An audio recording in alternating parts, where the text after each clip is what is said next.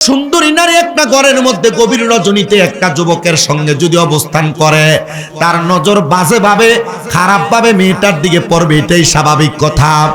মির্জা আদম বলেন, জগতের মানুষ, আমার চেহারা, আমার নজর যখন ওই মহিলাটার, ওই মেয়েটার দিকে পড়ল, আমি দেখলাম আমার নফস আমাকে ধোঁকা দেওয়ার চেষ্টা করতেছি। আমার নফস আমারে বলতেছে, এ মির্জা আদম, তুমি কন্যাটা শরীর স্পর্শ করো, তুমি যদি তাকে স্পর্শ করতে পারো তাহলে তার সঙ্গে তুমি মেলামেশা করতে পারবা। আমি মির্জা আদম চিন্তা করতেছি, আমি যদি ওই মেয়েটার সাথে মেলামেশা করি আমার জেনা হবে, আমার গুনাহ হবে। মির্জা আদম বলে, আমার মন, আমার নফস আমারে বারবার বলে মেয়েটার সঙ্গে আমি অবৈধভাবে মেলামেশা করার জন্য, কিন্তু আমি মেয়েটার সঙ্গে অবৈধ মেলামেশা করতে যাই না। তৃতীয়বার আমার মন আমারে বলে ওই মেয়েটার সঙ্গে মেলামেশা করার জন্য। সাফাবি সাম্রাজ্যের একজন বড় বাদশা, যেই বাদশার অধিক পরিমাণ সম্পদ থাকার কারণে সাফাবি সাম্রাজ্যের বাদশা বলেন, আমার সুন্দরী কন্যাটাকে আমি বিবাহ দেওয়ার জন্য অনেক খোঁজ করলাম, অনেক তালাশ করতে চেষ্টা করলাম, কিন্তু আমি আমার কন্যাটাকে বিবাহ দেওয়ার জন্য হাজার চেষ্টা করার পরে আমি আমার কন্যাটারে বিবাহ দিতে পারি নাই। কিন্তু অবশেষে আমার সাফাবি এলাকার ছোট্ট বাড়ির গুহা অঞ্চলের মধ্যে বসবাস করতেন একজন আল্লাহর খাস বান্দা, যার নাম ছিল হযরতে মির্জা আদম রহমতুল্লাহ আলাইহি। হযরতে মির্জা আদম ছিলেন ওই ছোট্ট গুহাওয়ালা ছোট বাড়ির একজন প্রশাসনিক অথবা একবারে নরমাল শ্রেণীর একজন আলেমী দ্বীন। মনে রাখবেন মুসলমান, আমাদের সমাজে পারিবারিকভাবে, আমাদের সমাজে সামাজিকভাবে আগে অনেক বাড়ি বাড়ি, প্রত্যেক বাড়ি বাড়ি লজিং মাস্টার রাখা হইতো। কার আলেম ছোট মানুষ হিসেবে লজিং মাস্টার রেখেছেন। আর ওই সাফাবির সম্রাট ডাক দিয়া বলেন, জগতের মানুষ, আমি আমার ওই সুন্দরী রূপবতী কন্যাটাকে ওই সাফাবি এলাকার গুহার ছোট্ট আলেমের কাছে আমি আমার কন্যাটারে বিবাহ দিলাম। এবার ওই ছোট্ট আলেম মির্জা আদম রহমতুল্লাহ আলাইহি উনি বলেন, আমি যখন সাফাবি সম্রাটের সুন্দর কন্যাটাকে বিবাহ করলাম, আমার এলাকার সব মানুষ প্রশ্ন করে, ওগো মির্জা আদম, আপনি যে সাফাবি সম্রাটের সুন্দর কন্যাটাকে বিবাহ করলেন, এমন কোন ক্ষমতার কারণে, এমন কোন পাওয়ারের কারণে, এমন কোন ইজ্জতের কারণে আপনি সম্রাটের সুন্দর রূপসী মেয়েটাকে বিবাহ করতে পারলেন? উনি বলেন, আমার একমাত্র সংযম, আত্মমর্যাদা রক্ষা করার কারণে আল্লাহ তাআলা আমার কপালে একজন সম্রাটের কন্যাকে বিবাহ করার ক্ষমতা আমারে দান করেছে। মির্জা আদম রাহমাতুল্লাহ আলাইহি, এমন কি ক্ষমতা যেটার কারণে তুমি সাফাবি সম্রাটের কন্যাকে বিবাহ করলা? উনি বলেন, একদিন গভীর রজনী হয়ে গেছে, ওই সাফাবি সম্রাট তার সুন্দরী কন্যাকে অন্য রাজ্যের কালো একজন যুবরাজের সঙ্গে বিবাহ দিয়ে দিবে। আর আমি মির্জা আদম আমার ঘরের মধ্যে কিতাব মোতালা করতেছি, পড়ালেখা করতেছি। এমন টাইমে আমি তাকায় দেখলাম সাফাবি সম্রাটের কন্যাটা দৌড়ায় আমার ঘরের মধ্যে প্রবেশ করেছে। আমার ঘরে যখন প্রবেশ করলাম, আমি আমার ঘরের আগুনের মশালের দিকে একবার তাকাই, আর সাফাবি সম্রাটের কন্যার চেহারার দিকে একবার তাকাই। আমি কম্পেয়ার করে দেখলাম সাফাবি সম্রাটের কন্যার চেহারা এত সুন্দর, এত নুরানি, আমার ঘরের মশালের আলো তার চেহারার সৌন্দর্যের কাছে একবারে বৃথা। আমি যখন আমার ঘরে মেয়েটাকে দেখলাম, আমি বললাম, এ সাফাবি সম্রাটের কন্যা, তুমি যে আমার ঘরের মধ্যে এমন ভাবে আগমন করলা, তুমি একজন রূপবতী সুন্দরী মহিলা, তুমি আমার ঘরে প্রবেশ করার কারণে মানুষ আমার মিথ্যা অপবাদ দিবে, মানুষ আমার জেনাখোর বলবে, মানুষ আমার নারীর সাথে অবৈধ সম্পর্কে মেলামেশা করনেওয়ালা বলবে। যাও যাও যাও, তুমি বের হয়ে যাও। এবার ওই সাফাবি সম্রাটের মেয়ে আমার একটা হাদিস শোনায়, লা ইয়ারহামুল্লাহু মান লা ইয়ারহামুন নাস। মির্জা আদম, আপনি এলাকার একজন বুজুর্গ চাক্ষুষ আলেম, আপনি কি হাদিসের আমল করবেন না? আল্লাহর নবীরা বলেছেন, যেই ব্যক্তি মানুষের প্রতি দয়া করে না, আমার আল্লাহ তাআলা তার প্রতি দয়া করে না। সাফাবি সম্রাটের মেয়ে এই কথা বলার সাথে সাথে মির্জা আদম ডাক দিয়া বলে, হ্যাঁ মহিলা, তাহলে তুমি আমার ঘরের মধ্যে অবস্থান করো। মেয়েটা ঘরে অবস্থান করে, কিন্তু এত সুন্দরী নারী একটা ঘরের মধ্যে গভীর রজনীতে একটা যুবকের সঙ্গে যদি অবস্থান করে, তার নজর বাজে ভাবে, খারাপ ভাবে মেয়েটার দিকে পড়বে, এটাই স্বাভাবিক কথা। মির্জা আদম বলেন, জগতের মানুষ, আমার চেহারা, আমার নজর যখন ওই মহিলাটার, ওই মেয়েটার দিকে পড়ল, আমি দেখলাম আমার নফস আমাকে ধোঁকা দেওয়ার চেষ্টা করতেছে। আমার নফস আমারে বলতেছে, এ মির্জা আদম, তুমি কন্যাটা শরীর স্পর্শ করো, তুমি যদি তাকে স্পর্শ করতে পারো তাহলে তার সঙ্গে তুমি মেলামেশা করতে পারবা। আমি মির্জা আদম চিন্তা করতেছি, আমি যদি ওই মেয়েটার সাথে মেলামেশা করি আমার জেনা হবে, আমার গুনাহ হবে।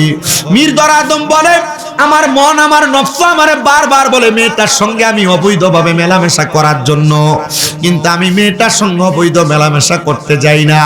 তৃতীয়বার আমার মন আমারে বলে ওই মেয়েটার সঙ্গে মেলামেশা করার জন্য, কিন্তু আমি আবার আমার অন্তরটাকে বাধা প্রদান করতেছি। এই অন্তর, তুমি তোমার নিজেকে একটু গুটিয়ে ফেলো, তুমি গুনার দিকে তোমার কদমটারে বাড়াইয়া দিও না। এমন টাইমে আমার অন্তরকে যখন শয়তান ধোঁকা দিতে লাগতেছে, আমি তাড়াতাড়ি আমার ঘাট থেকে আমার রুমালটা নিয়ে আমি আমার ঘরের মধ্যে বিছিয়ে ফেললাম। মেয়েটা আমার পেছনে, আমি 2 রাকাত নামাজের নিয়ত করলাম। আমি নামাজের মধ্যে যখন দাঁড়াইছি গো, আমি নামাজের মধ্যে দাঁড়ানোর সাথে সাথে আমি 2 রাকাত নামাজ পড়লাম, মুরাকাবা করার নিয়তে চক্ষুটা বন্ধ কইরাম, ইস্তিগফার পড়া, সূরা ফাতিহা পড়া, সূরা ইখলাস পড়া আমি চক্ষু বন্ধ করলাম। আর ডাক দিয়া বললাম, আল্লাহ, গভীর রজনীতে ইলম অর্জন করার সময়, মুরাকাবার সময় তুমি আমারে কোন মুসিবতের মধ্যে ফালাইলা? এমন একটা কন্যারে আমার সামনে দাঁড় করে দিলা, যে কন্যাটা সাফাবি সম্রাটের কন্যা, যার চেহারা এত সুন্দর, যার দিকে তাকাইলে বড় মায়া লাগে, তার সঙ্গে মেলামেশার খায়ের জন্মায়া যায়। আল্লাহ, তুমি আমার এই কঠিন মুসিবত পরীক্ষা থেকে হেফাজত করো। এমন টাইমে হযরতে মির্জা আদমের কানের মধ্যে একটা আওয়াজ আসছে, এ মির্জা আদম, তুমি তাড়াতাড়ি একটা মোমবাতি জ্বালায়া ওই মোমবাতিটা দিয়া তুমি তোমার সাধন ভোজনটা করো। মির্জা আদম বলেন, আমাদের মুসল্লার ভিতরে আমার মুরাকাবা ভাঙ্গা আমি একটা মোমবাতি জ্বালায়া আমি ওইটার সামনে সর্বপ্রথম আমার বৃদ্ধাঙ্গুলিটারে মোমবাতির উপর জ্বালাইলাম। আমার আগুনটা যত জ্বলে আমার চোখের পানি তত বায়া বায়া পড়ে, যত আগুনের মধ্যে আমার আঙ্গুল জ্বলা যায় তত আমার চোখের পানি বায়া বায়া পড়ে। আমার বৃদ্ধাঙ্গুল পুড়ে গেছে, আমি আমার ডান আঙ্গুলি, আমার সাদাত আঙ্গুলিটা ওই মোমবাতির উপরে জ্বালাইতে লাগলাম। আগুনে আমার আঙ্গুল পুড়ে যায়, আমার দ্বিতীয় আঙ্গুলটা আমি দিলাম, আমার তৃতীয় আঙ্গুল দিতে দিতে আমার 5টা আঙ্গুলি আমি জ্বালায়া পুড়ে একবারে ছাই করে দিছি। আমি যখন ছাই করে দিই আমার তো ব্যথা হয় রে।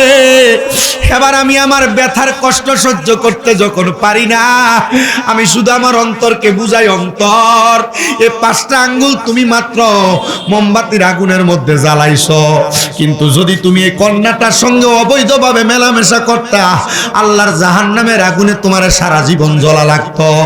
এ মির্জা আদম, সারা জীবন আগুনে জ্বললে ভালো হইতো নাকি 5টা আঙ্গুল আগুনে জ্বালাইছো এটা তোমার জন্য ভালো হইছে? মির্জা আদম সেজদার ভিতরে যাইয়া কান্দে আর ডাক দিয়া কয়, আল্লাহ, তুমি আমার ইজ্জতের মালিক, আমার ইজ্জত রক্ষা করেছো।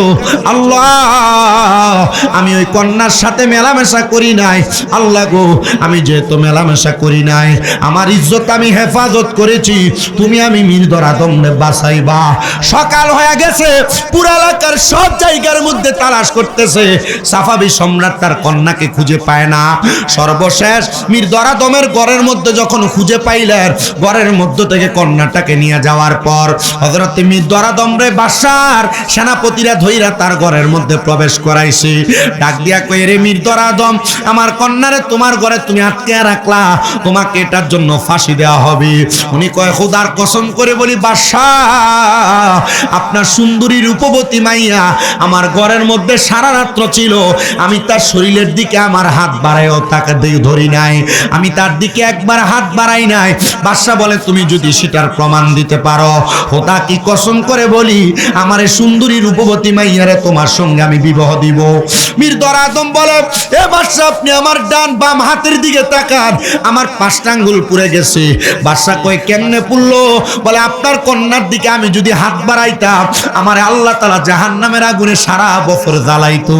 আমি আমার হাতটারে আগুনের উপরে দিছি, যখন আমার নফস আমারে তাড়না দিয়া দিয়া গুনাহ করার জন্য আপনার মেয়ের দিকে আমার নজরটা নিত, আমি আপনার মেয়ের দিকে না তাকায়া আমার হাতের আঙ্গুলটার আগুনের মধ্যে দিয়া দিয়া পুড়িয়া দিছি, যেন আমার আল্লাহ সারা জীবন আমার জাহান্নামের আগুনে না জ্বালায়। উনি ডাক দিয়া কয় জগতের মানুষ, আমি যখন এই কথা বললাম বাদশাহ সাপাবি সম্রাট সাথে সাথে বিবাহের ইন্তেজামের সঙ্গে তার কন্যারে বিবাহ করে দিছে। জবান খুলে জোরে বলা যাবে কি আল্লাহু আকবার। মির্জা আদম ডাক দিয়া কয় জগতের মানুষ শোনো, আমি শুধু আমার নফসকে সংযম করার কারণে, আমার নফসকে বুঝায় রাখার কারণে বাদশার কন্যাকে আমি বিবাহ করলাম, জাহান্নামের আগুন থেকেও বেঁচে গেলাম। এবার আপনারা বলেন ও খুশবাস কাদিরিয়া গাউসিয়া দরগা শরীফের আমার বাবারা, আমরা যদি এই রমজান মাসে আজকের জান্নাতের বাগানে বইসা আমাদের নিজের নফস আমাদের রুহকে আমরা যদি সংযম করতে পারি, আমার আল্লাহ তাআলা আমাদেরকে জাহান্নামের আগুন থেকে বাঁচানোর ক্ষমতা আল্লাহর আছে না নাই? এই বিশ্বাস কার কার আছে? ডান 2 হাত তুলে আমার আল্লাহকে দেখায়। আল্লাহ কবুল করেন, জোরে বলেন আমিন। জাহান্নামের আগুন মাবুদ সইতে পারবো না, জাহান্নামের আযাব মাবুদ সইতে পারবো না, দুনিয়াতে নৌকা কান্দাইয়া আখেরে কান্দাইও না, বলেন জাহান্নামের আযাব মাবুদ সইতে পারবো না, দুনিয়াতে নৌকা কান্দাইয়া আখেরে কান্দাইও না, জাহান্নামের আযাব যদি দেখি তো এই জগৎ জুড়ি, বলে জাহান্নামের আযাব দেখি তো এই জগৎ জুড়ি, পালাইত সকল মানুষ, পালাইত সকল মানুষ, বাড়ি ঘরে রইত না, দুনিয়াতে নাও কান্দাইয়া আখেরে কান্দাইও না, বলেন জাহান্নামের আযাব মাবুদ সইতে পারবো, বলেন জাহান্নামের আযাব মাবুদ সইতে পারবো, দুনিয়াতে নাও কান্দাইয়া আখেরে কান্দাইও না, দুনিয়াতে নাও কান্দাইয়া আখেরে হাসরের কঠিন দিনে বিচার মাওলার সামনে, বলো হাসরের কঠিন দিনে বিচারের মাওলার সামনে কি দেখাইবা পুঁজি তোমার নাই তো কিছু আর, বলেন কি দেখাইবা পুঁজি তোমার লাখ লাখ নাই, দুনিয়াতে নাও কান্দাইয়া আখেরে কান্দাইও না, বলেন জাহান্নামের আযাব সইতে পারবো না, দুনিয়াতে নাও কান্দাইয়া আখেরে কান্দাইও না। একটা জবান বন্ধ রাখবেন না, সবাই চিৎকার মেরে বলেন আল্লাহু আকবার। বাদশা সাফাবি ডাক দিয়া কয়, ও মীর দরাদম, তোমার কাছে জানতে চাই তুমি কেন জাহান্নামের আগুনকে এত ভয় করো? মীর দরাদম ডাক দিয়া কয়, ও বাদশা সাফাবি, আমি কেন জাহান্নামের আগুন রে ভয় করি জানেননি? বলে, কেন তুমি জাহান্নামের আগুন রে ভয় করো? ডাক দিয়া কয়, বাদশা গো, আপনি তো জানেন একটা মানুষ যখন মারা যায়, মারা যাওয়ার সময় মানুষটা সাকরাতুল মাউতের বিছানার মধ্যে বড় ছটফট কইরা কইরা কাতরায়, মানুষ পানি পায় না, মানুষ কবরের আযাবের কথা স্মরণ কইরা কইরা কাতরায়, আত্রাইল তাদের রূহটা বড় কষ্ট দিয়া দিয়া নিয়ে যায়। ও বাদশা গো, মানুষ যখন এমন ভাবে কাতরায়, মানুষ কত কেন এমন ভাবে কাতরায় জানেননি? মানুষ চিন্তা করে তার কবরটা কেমন হবে, মানুষ চিন্তা করবে তার হাসরটা কেমন হবে, মানুষ চিন্তা করে তার ফুলসেরাতটা কেমন হবে। বাদশা সাফাবি ডাক দিয়া কয়, মীর দরাদম, তুমি তাহলে কবরের ব্যাপারে কি চিন্তা করলা? মীর দরাদম ডাক দিয়া কয়, আমি চিন্তা করেছি কবরে যখন আমি যাব, আমি আমার আল্লাহর কাঠগড়ার মধ্যে যখন প্রশ্নের শিকার হয়ে যাব, আমার যখন প্রশ্ন করবে মান রাব্বুকা ওয়া মান দীনুকা ওয়া মান নাবিয়ুকা, আমি কোনো জবাব দিতে পারবো কিনা এটা নিয়ে আমি সব সময় আফসোস করি। আমি আবার চিন্তা করি কবর থেকে আমার যখন হাসরের ময়দানে নিব। বাদশা সাফাবি, ওই হাসরের ময়দানটা বড় ভয়ঙ্কর জায়গা। হাসরের ময়দানে নামাজিরাও যাবে, হাসরের ময়দানে রোজাদাররাও যাবে, হাসরের ময়দানে বেরোজদার যাবে, হাসরের ময়দানে রোজাদার যাবে, নামাজি বেনামাজি সবাই হাসরের ময়দানে যাবে। আপনি কি জানেন হাসরের ময়দানটা কেমন কঠিন হবে? বাদশা সাফাবি ডাক দিয়া কয়, মীর দরাদম, কেমন হবে তুমি একবার আমারে বলো না। উনি বলেন, হাসরের ময়দানে মা সন্তান ছেলে মেয়ে সবাই উলঙ্গ অবস্থায়, কোনো জামা থাকবে না, কোনো কাপড় থাকবে না, সবাই হাসরের ময়দানে একবার উলঙ্গ অবস্থায় যাবে।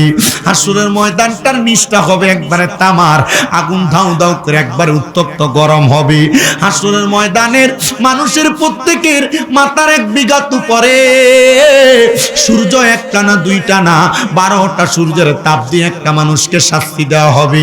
শুধু তাই না, মানুষ যখন পানির জন্য হাহাকার করতে থাকবে, হাসরের ময়দানে ওই মানুষগুলার হাঁটু পর্যন্ত ঘাম থাকবে, অনেক মানুষের বুক পর্যন্ত থাকবে, অনেক মানুষ সাগরের মধ্যে সাঁতার কাটবে।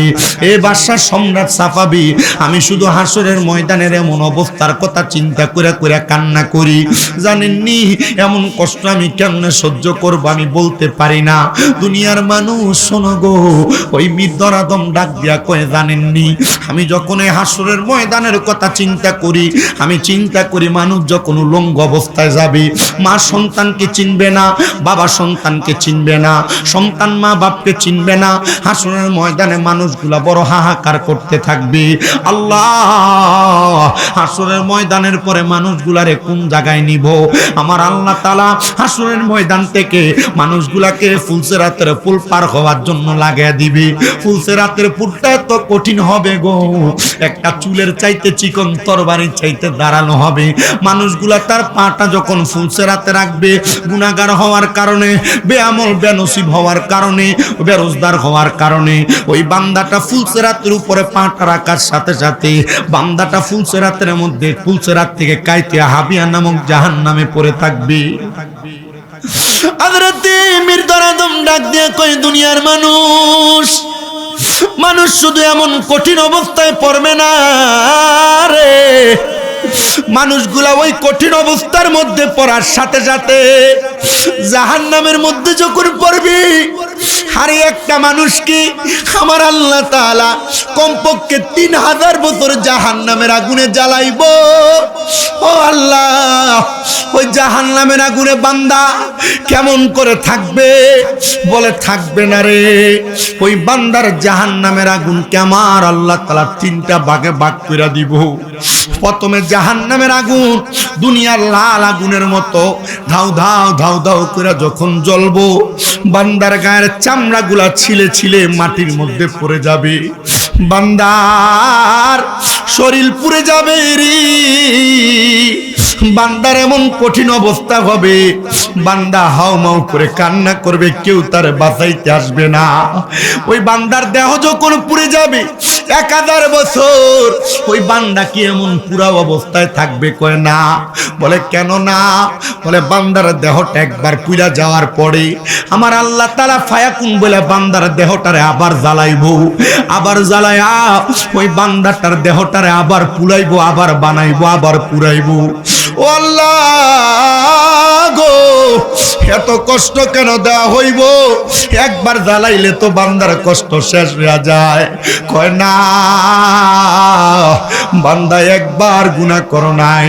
বান্দা রমজান মাস তোমার আইসা ছায়া দিছে, রমজান মাসে মসজিদে হাইয়া আলাস সালাহ বলে তোমার ডাকছে, তুমি বান্দা মসজিদে যাও নাই।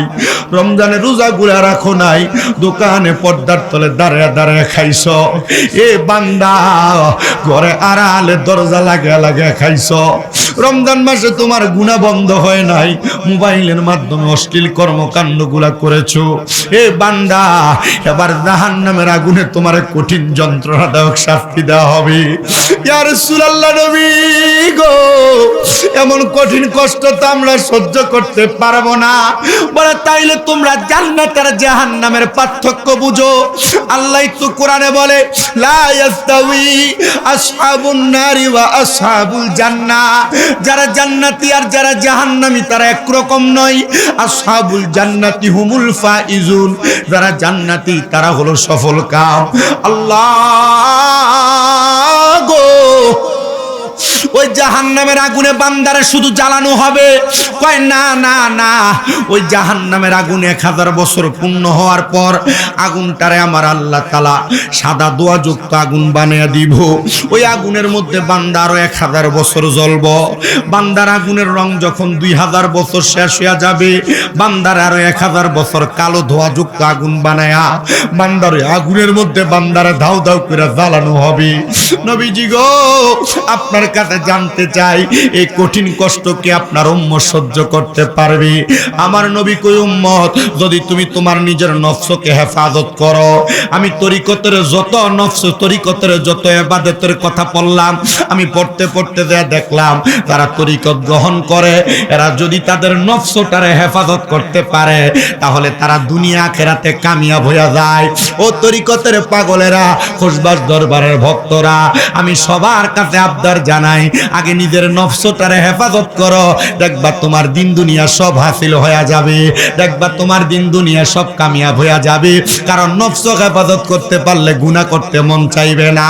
ওরে তরিকতের আমল করে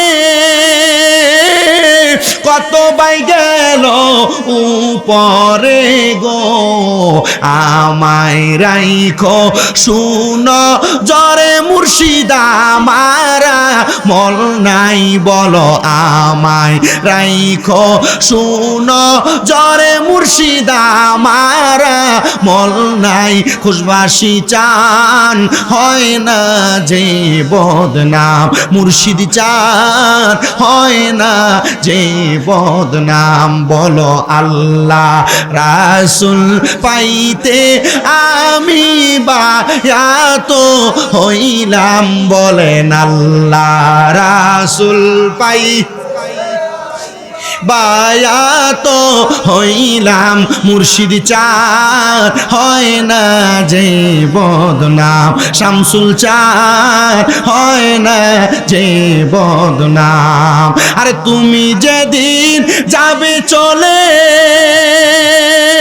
আমার আমাকে রাইখো সাথেতে গো মুর্শিদ, তুমি যেদিন যাবে চলে আমাকে রাইখো সঙ্গে তে গো, আমায় রাইখো শুনো জরে বাজানা মারা মল নাই বলে না, আমায় রাইখো শুনো জরে বাজানা মারা মল নাই, আরে ফিনচান হয় না যে বদনাম মুর্শিদ চান হয় না যে বদনাম, বলেন আল্লাহ রাসূল পাইতে আমি বায়াত হইলাম, বলেন আল্লাহ রাসূল পাইতে আমি বায়াত হইলাম, মুর্শিদ চান হয় না যে বদনাম মুর্শিদ চান